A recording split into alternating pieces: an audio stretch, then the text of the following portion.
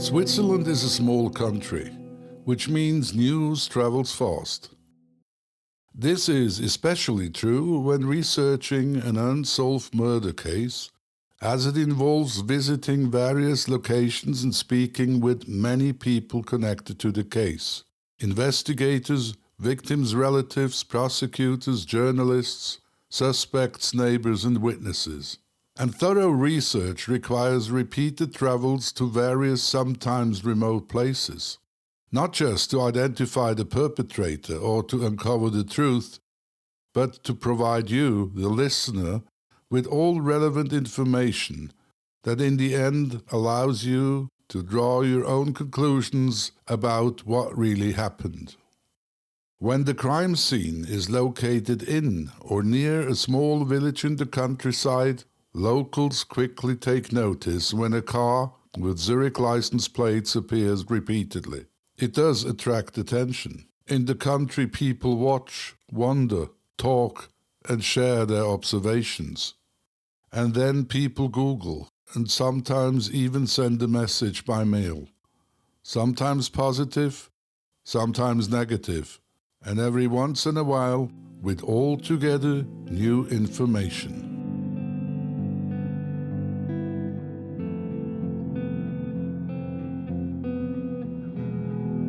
This is a new hot lead, the final episode of the Seventh Murder Mystery, an investigative true crime podcast by Playground Media Productions.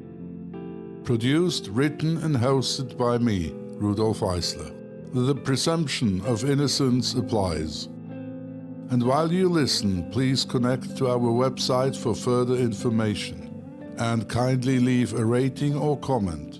Needless to say that even the smallest financial contribution, be it only $1, is essential for me to research and publish new cases for your future entertainment. Thank you very much.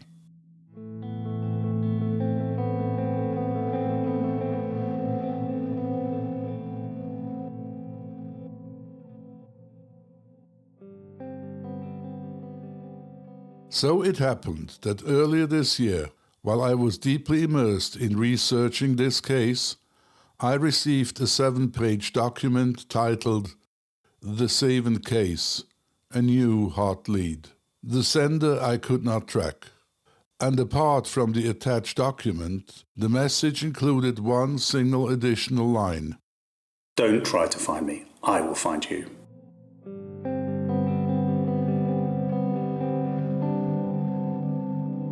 In the introduction of the document, the author explained briefly that he had always been interested in the case, but had only recently begun researching it again, as his work and personal circumstances allowed. Now retired and having lost his wife, whom he had promised to let the matter rest, he felt compelled to share his insights, but insisted on remaining anonymous.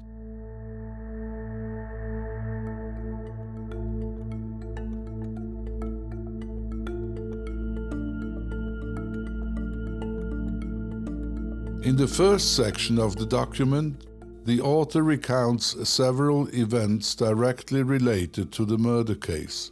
He claims to have personally experienced or witnessed these events prior to the murder, and asserts that he knew the individuals he wrote about. But to avoid potential libel, he replaced their real names with fictitious ones. I promise to respect his wishes. And here then is the first part of his account. We are in 1975, 1 year before the crime. It was Saturday. I was sitting in the restaurant Schöneck in Basel with a few friends when Mario entered. I knew him well. He had also worked as a laboratory technician, and we went to trade school together. Mario took a quick look around, greeted everyone, sat down at the table with his mates, and ordered a beer. With his brash demeanor, he quickly dominated the conversations around the table. A short time later, Mario stood up and approached my table.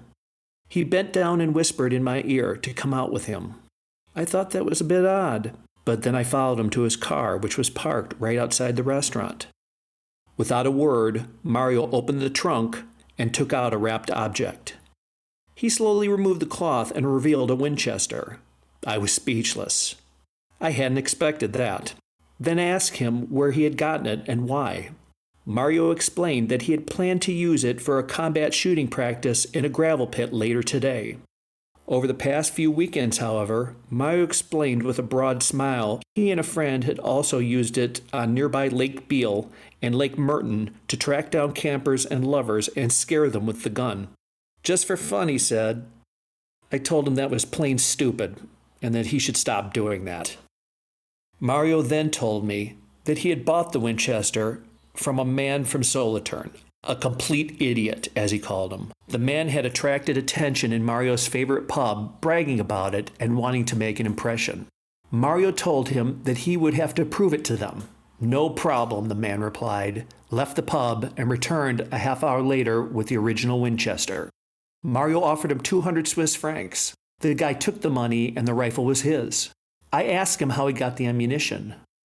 Mario then mentioned a cheeky little chap with a voice like Mickey Mouse called Dolphy, and that it was him that organized the ammunition. When I read about the murders in the newspaper a year later, I immediately thought back to that strange encounter with Mario, especially those crazy outings frightening campers and lovers. But as the police were convinced that it was a relationship offense, I dismissed the idea that he could have been involved. I also knew Mario was not familiar with the area around the cabin. He never went to the farmers and farmhands, as he derogatorily called the countryside. 20 years later, when the weapon was found and I read that the owner of the Winchester was a certain Carl Dozer, the whole thing came to mind once again. I did some research and found out that Dozer was from Solothurn. But not only that, in 1976 he lived in Basel, and only a stone's throw from the restaurant Schöneck, where Mario is said to have bought the rifle. Was Carl Dozer the stupid guy from Solothurn that Mario described to me? If so, then why did Dozer tell the police that he had sold the Winchester to an unknown person at a flea market? The problem was that there was absolutely no connection between Mario and the victims. Yet I never gave up the idea that Mario could be involved. There were just too many facts hinting in that direction. I could never get my head around it. It all seemed very strange to me. It made no sense. Was Dozer really the murderer? Yes, it was his rifle. His passport was there. But was such a hiding place logical? Dozer must have known that the kitchen would be remodeled one day and it would then come to light.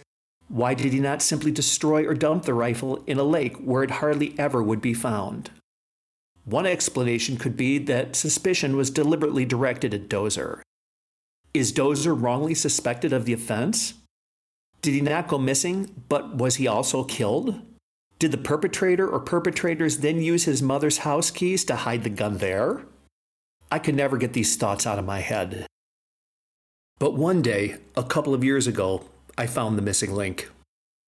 I knew from the press that a distant relative, a short man called Johnny, had obviously provided the ammunition for the crime, and that for a time he was the prime suspect. But what I didn't know was that Johnny was also called Dolphy. Johnny and Delphi were the same person. My breath was caught in my throat. It sent shivers down my spine. This must have been the same man Mario mentioned when I asked him about the ammunition. From a little man with a Mickey Mouse voice, he had told me at the time. Johnny or Dolphy was the connection between Mario and the crime. Mario was involved in the crime. They had done it together. Johnny provided the ammunition and knew the victims and the area around the cabin. That explained why none of them tried to run away. Mario, on the other hand, owned the car and the gun. Suddenly, it all made sense. But had they planned the crime? Or did they just want to scare people again, and then everything got out of hand? Or was it even a contract killing? This concludes the first section of his account, which presents a completely new version of the crime. It is hard to believe that his story is entirely fabricated. Are we to believe his account? Then it seems very likely that the man Mario bought the rifle from was Carl Dozer. He was from Solothurn, lived close to the restaurant, and owned a Winchester. However, his account raises one crucial question. If Mario and Johnny committed the murders with Dozer's rifle, then how and why did the Winchester end up back with Dozer and hidden at his mother's apartment? Maybe because Dozer had been killed too. The idea that Dozer was indeed dead is supported by another strange incident the informant experienced with Mario around 1980. I was invited to a garden party. Mario was there as well, and we started to chat. I asked him what kind of work he was involved in now. I am working the central heating department at a major pharma company. Mainly night shifts. It pays better. People leave me alone. I throw just about anything into the oven, including animal carcasses from the laboratory. The oven is a sensation. It's huge and so hot it burns anything, even a dead body. I thought this to be another of Mario's sick jokes, but then he became slightly more detailed. So, if you ever need it, let me know. Just make sure to freeze the body and cut it up in pieces no larger than 60 centimetres for them to fit in a duffel bag, so that I can get them safely past security. Was this more of an experience report than a joke? Who on earth would care and know such details had he not been previously confronted with these issues? In other words, could it possibly be that Mario got rid of Dozer in exactly this manner? The author could have reported his observations to the police, but by then the case had reached its statute of limitations. Additionally, his wife was acquainted with the suspect's wife, and he lacked any concrete evidence to support his claims, so he decided against it. But now let's hear the second part of his account. 37 years after the Savin murder, the case had passed its statute of limitations, so the police were not my first choice to share my knowledge with. I instead approached Robert Segrist, the victim's son. Together, we decided to commission an experienced lawyer that was already familiar with the murders to look at the case and submit ideas how to best proceed. I was then asked to disclose the real name of Mario in case the lawyer might have already heard about him in the context of the murder. It made sense to me. So I gave Robert the name and he promised to keep it secret and only pass it on to the lawyer. But already the next day, a journalist called me. Somehow, the name must have leaked to the press, and that's when everything got out of hand. My and Mario's names were printed, and soon after, I received a charge for defamation. This inevitably brought me in contact with the prosecutor's office in Basel. To my amazement, they were not at all surprised when they had heard my account and Mario's real name. Even worse, they said that for them, Mario had always been a suspect. But here comes the real sensation. Weeks before giving the name to the lawyer, I had called Max Yecki, the lead investigator of the Solothurn police, who was in charge of the murder investigation from its beginning. I casually mentioned Mario's name, but in contrast to the Basel police, he replied, I have never heard that name. In other words, the police in Basel had a main suspect, but the police in Solothurn didn't know about it. But this was not the only such case.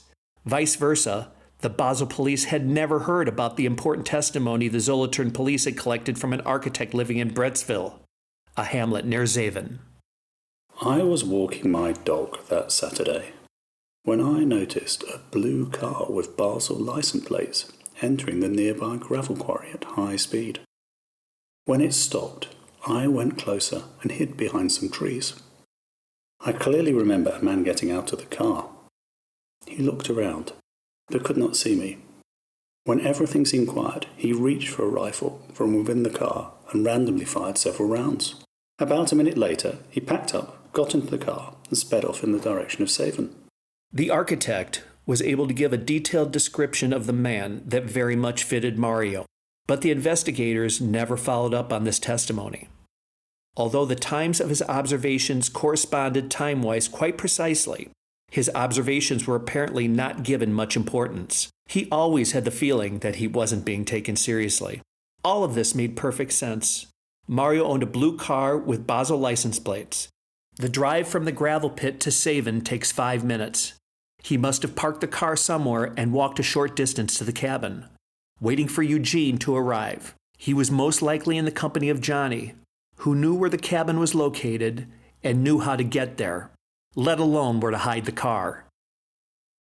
So now we have an entirely new lead suggesting that Mario and Johnny might have been involved in the crime. The prosecution listened, but with the case having gone cold, they saw no need to act. As a result, nothing came of the informant's account, other than that he ended up being sued by Mario, who gave multiple interviews to the press, vigorously refuting the claims.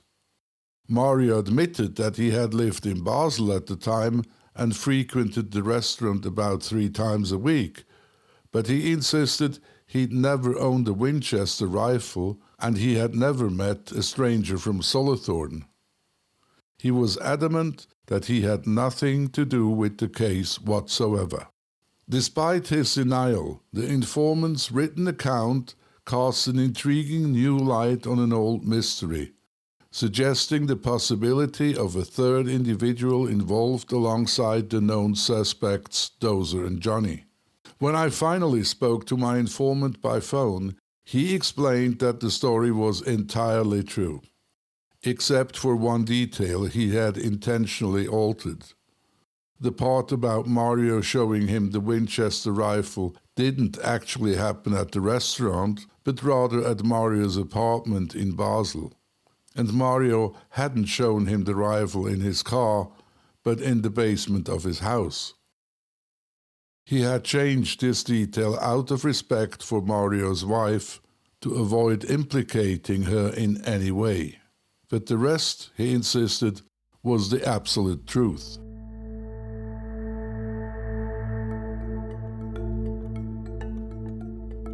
I then asked him if the Winchester Mario had shown him was in the original condition, or if it had been shortened already.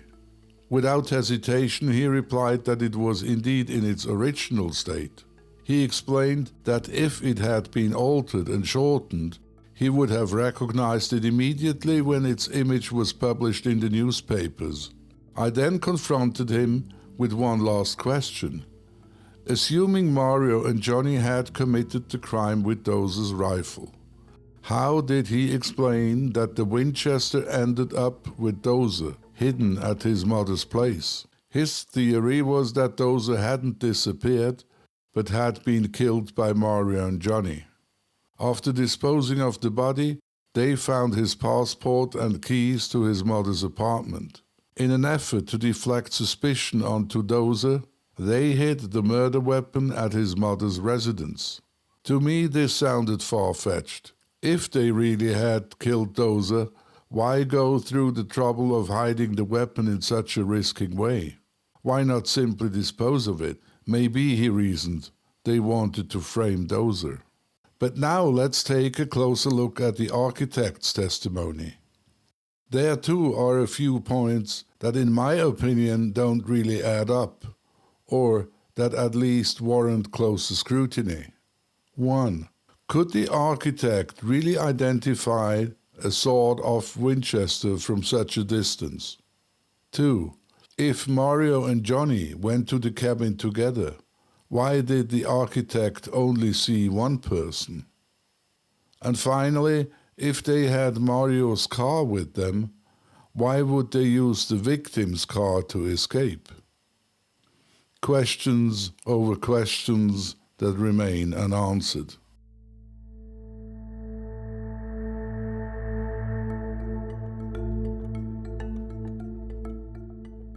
To further complicate matters, an old but significant testimony recently surfaced, and it was a credible one. A local woman and neighbor had reported an unusual observation to investigators already in 1976, but had asked them to keep it confidential. She claimed to have seen a gnome-like figure near the cabin in Seven on the very day of the murders. The police honored her request, keeping this detail out of the press entirely. Yet she was so fearful of potential repercussions that the investigators placed her under police protection for weeks.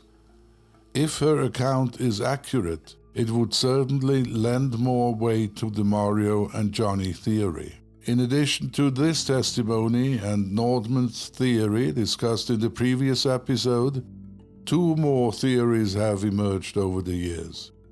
One prominent theory centers on a possible link between the murders and far-right political ties, even connecting to remnants of the Nazi regime. Evidence suggests that Karl's father, Arnold Doser, along with Anna Westhäuser and especially her German husband, were sympathetic to the Nazis during World War II. This theory gained temporary traction in 1990, just after the fall of the Berlin Wall, when the body of an unidentified individual was found outside Berlin, dressed in East German National People's Army training suit and wearing an expensive Swiss watch. An informant claimed that this was Karl Doser, but apparently DNA analysis later disproved the identification.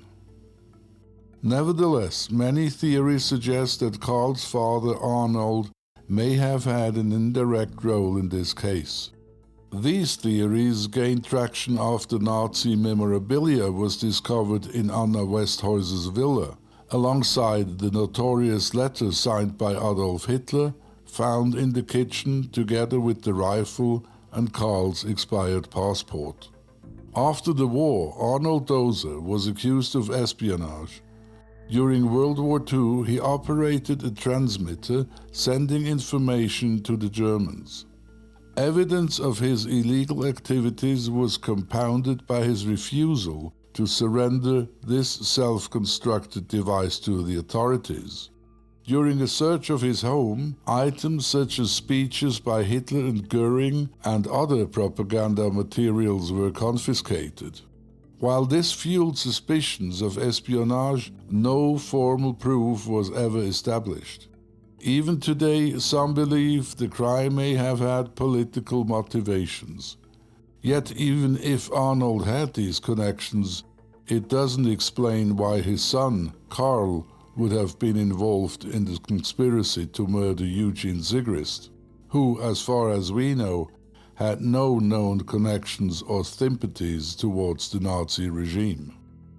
Another theory speculates about a link to industrial espionage, as Eugene Sigrist worked for a Swiss multinational chemical company. But like the previous theory, this speculation lacks concrete evidence.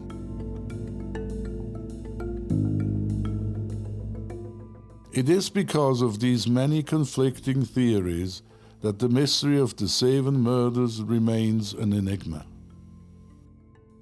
Any hope of resolution had faded over the years, making the massacre at Seven the most significant unsolved crime in Switzerland to this day. While a faint possibility of political or industrial motives remains, it seems more likely that the reason lay in personal animosity and a secret that Eugene Sigrist kept to himself. One thing, however, is certain. Karl Doser is involved in the crime, one way or the other. But where is he? Today he would be 78 years old. And until Karl Doser is found, the unsolved slaughter near the quiet village of Seven will remain a brutal, bloody stain on the picturesque Swiss countryside. And this is usually where most accounts of the Seven murder mystery end. But not this one.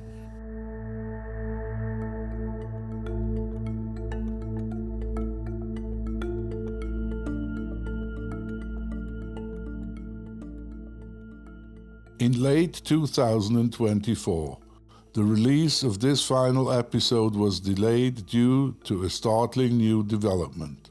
I received an email from an independent journalist and her colleague. both of whom had spent months investigating the case. One of them had made a truly sensational discovery and agreed to share it with me on the condition that I wouldn't interfere with her ongoing investigation. For this reason, my description here remains limited. But here is what we agreed upon. Through countless hours of online research, she had been tirelessly tracking potential leads, with a special focus on the key figure of the mystery, Karl Dozer. Then one day she stumbled upon something remarkable.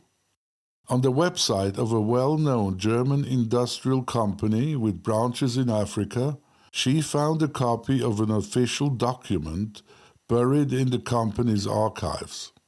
It was signed in Mannheim, Germany on January 23, 2003, by two employees.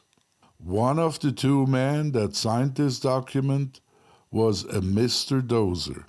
This discovery alone was already thrilling, but it became even more startling when she noticed the typewritten birth date beneath the name, August 8, 1947. The exact birth date of our main suspect, Karl Dozer. Could she have found him at last? Could he have spent decades in hiding only to quietly resurface in Europe once he thought it was safe again? The coincidence was electrifying. After all, what were the chances of two men named Dozer sharing the exact same birth date? Together we pursued this lead, and after months of investigation we tracked down a Mr. Dozer, born on August 8, 1947, now living in a village in Germany close to Mannheim. We then discussed how best to proceed to verify whether this Mr. Dozer was in fact our Karl Dozer.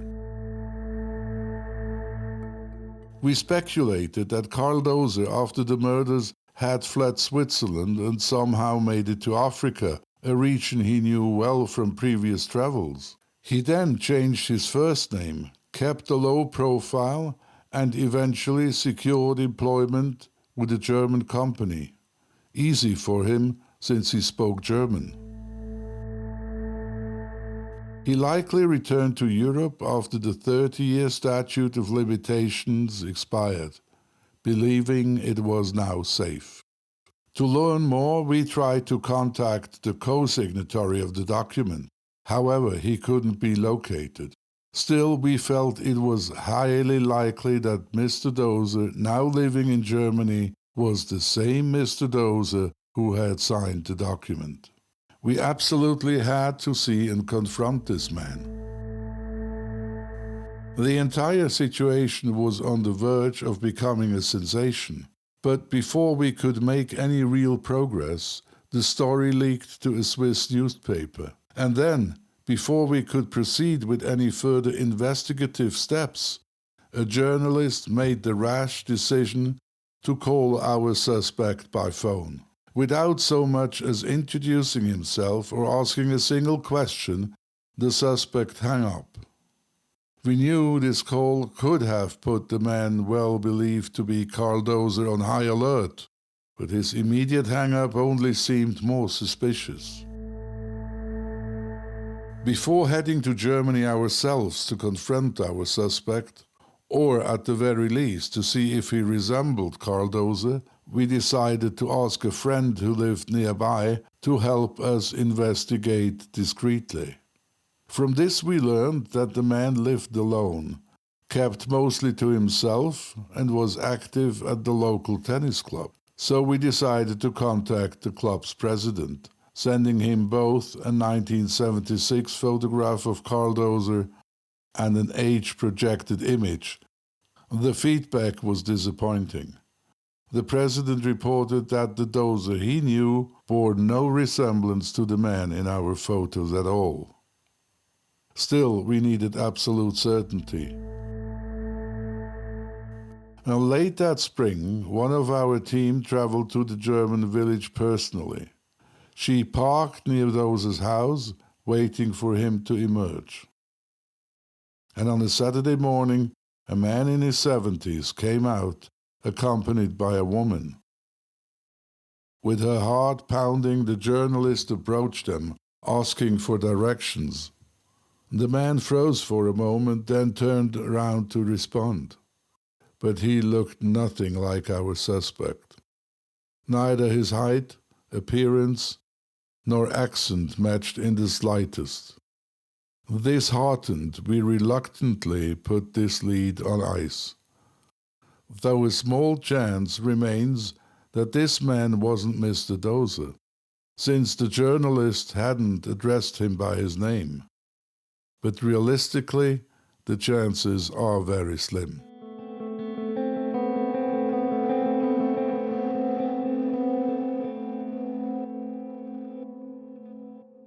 The Seven murders continue to stir many questions. One unsolved mystery is a cigarillo butt found near the cabin. A detail the police guarded with unusual secrecy. None of the victims smoked. Did the killer drop it while laying in wait? Or was it left there by a careless investigator?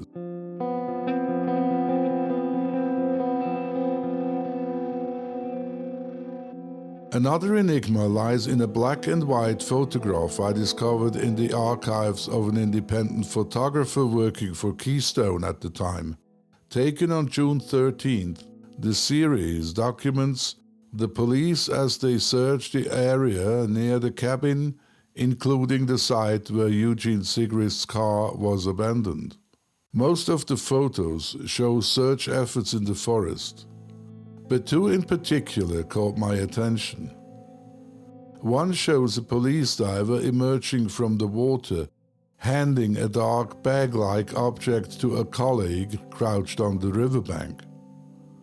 The other is a close-up of 5 soaking wet leather wallets laid out on the riverbank. Alongside these, there is a photo of tire tracks in the woods. None of these images had been published before, and they are now exclusively available on our website. Given that the only water source along the escape route is the River Beers, where Sigrist's car was found, it's quite logical to assume that these items, the wallets, belonged to the victims and were discarded by the killer. The police likely knew more, but they have chosen not to share their findings with the public. But what really puzzled me was the response of the lead investigator Max Jecki when I showed him these photographs. He insisted he had never seen them before. How could that be? The discovery of the wallets may not be a game changer, but it's another instance suggesting that this investigation was far from thorough and professional. Is it any wonder then that the police remain unable to answer the critical questions that haunt this case to this day? What was the motive? Why did none of the victims try to escape? Where are the keys to the cabin? Where are the keys to Eugene's car? Why did the perpetrator hide the weapon instead of disposing it? Who is Claire or Clara and the recipient of Eugene's last letter? Where did Eugene go and whom did he meet during his repeated absences? And most of all, where is Carl Dozer?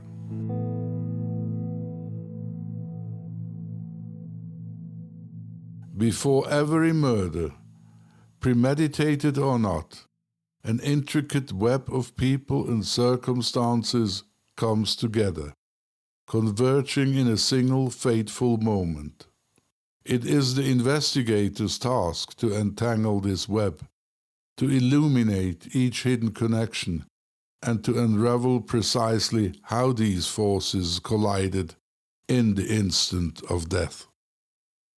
Over the course of my investigations, I have spoken with countless people.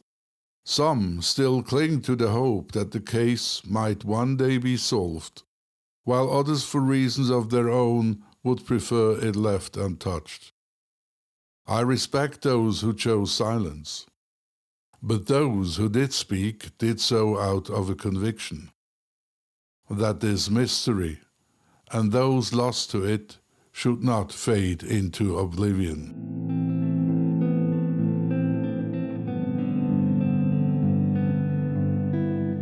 Unsolved cases like this one leave a haunting, unanswered question forever lodged in our minds about what truly happened on a particular day.